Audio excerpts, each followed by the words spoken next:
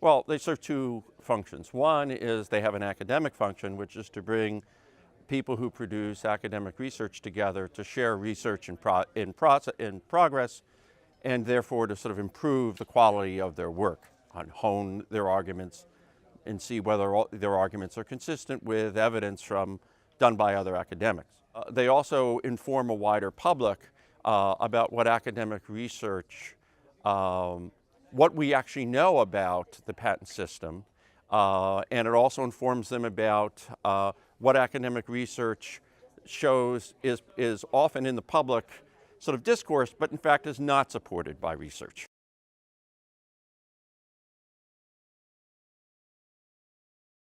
Given the short amount of time we have, let me just make three important points. First, there is not a shred of empirical evidence, none, that strong patents have impeded innovation in the US economy. There are many people who make the claim that strong patents impede innovation. No one's ever demonstrated it. The evidence is usually at the level of anecdote, and I'll just make it clear that the plural of anecdote is not data. The second thing I'd say is the view that a strong patent system impedes innovation is completely inconsistent with over 200 years of American history. If you were to go back to the late 18th century, when the first Patent Act was passed in 1790, following on the Constitution, you would notice that the US economy was backward and poor. In fact, near as anybody can estimate it, per capita income in the US was about equal to that in Brazil, well under that of Great Britain, France, and the Netherlands, the world powers at the time.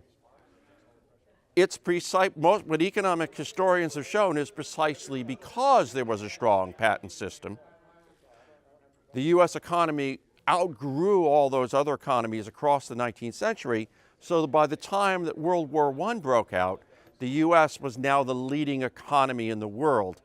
That didn't happen by accident. It was an outcome of the US property rights system, an important part of which was the US patent system. The third thing I would say is that research I've done with my colleagues Ross Levine and Alex Galetovic has looked in particular at rates of innovation in products that are full of what are called standard essential patents. Essentially things like televisions, cell phones, laptop computers, and the like. That require collaboration, a network. That are meant to operate over a network. And therefore the patents that are in them that are sort of essential for the network to operate, for things to be interoperable and compatible, those that are full of those patents. And that's the place where some critics of the patent system have made the claim that this is where patents are holding up innovation.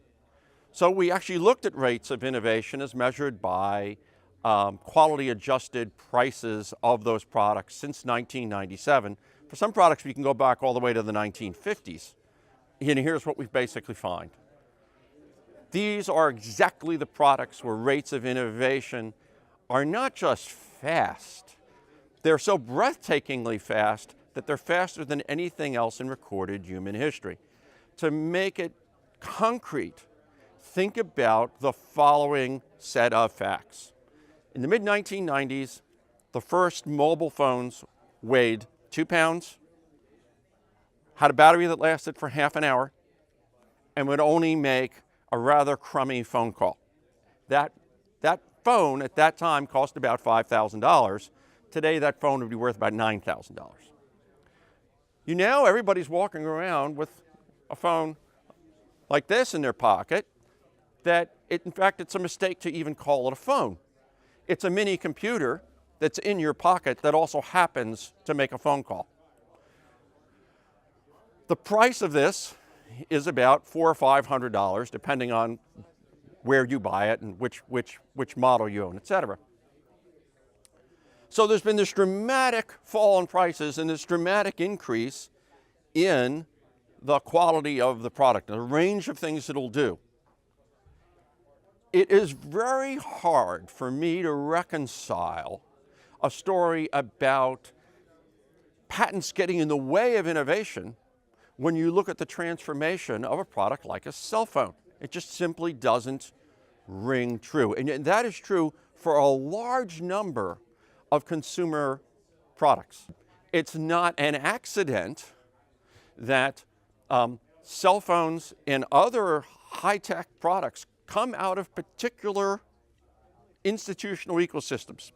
They're the product of particular countries. Nobody buys a cell phone from North Korea, right?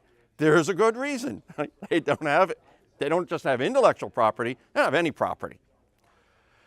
The places, if you look around the globe, it's the places that have strong IP that are exactly the places that develop emerging technologies, because the people that are developing the technologies can earn a return from their time and effort. But even more important, those property rights in patents, just like property rights more generally, can serve as the basis for other people to contract with one another in order to commercialize that invention. Without a system of property rights, you can't contract. And without contracting, you can't get the dozens of firms necessary that are to work together to create a phone and to make that phone operate over networks run by a myriad of other companies. So this is a cooperative enterprise, and the cooperation works precisely because there is a property right system at its base.